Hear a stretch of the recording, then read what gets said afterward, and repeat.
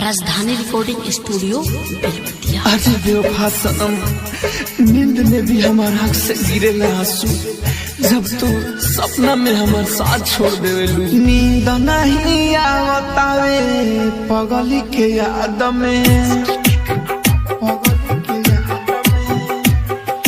नींद नहीं आवतावे पगली के याद में, नींद नहीं आवतावे पगली के याद में।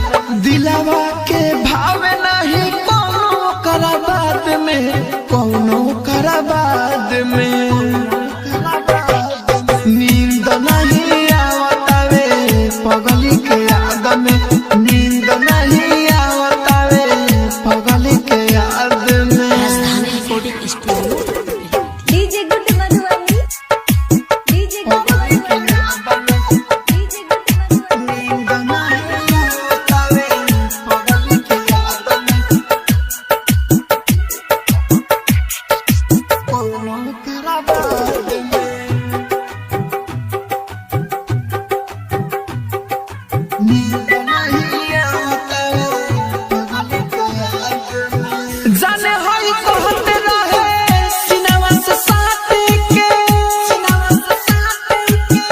जाने होई कहते रहे सिनेमा से साथे के। हमके रोइल बिया प्यार बाटे के। रात भर रोतानी हम तो चिल्लाए के, मानतावे दिल नहीं हरनी मनाए के, मानतावे दिल नहीं हरनी मनाए के, हरनी मनाए के। मन करता कि छुड़ा मार लीला में। नींद नहीं आवतावे पगली के याद में, नींद नहीं आवतावे पगली के याद में। DJ good Madhubani, DJ good Madhubani, DJ good Madhubani. नींद नहीं आवतावे पगली के याद में, कोनो करा बाद में।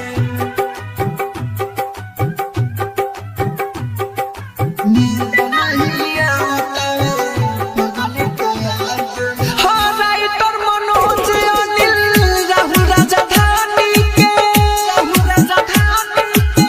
राइटर मनोज अनिल राहुल राजधानी के। गलती कोई देनी अपना मानी के। सपना सजावल पूरा सीनावा में जले, यार नहीं करती हमें मर जाती भले।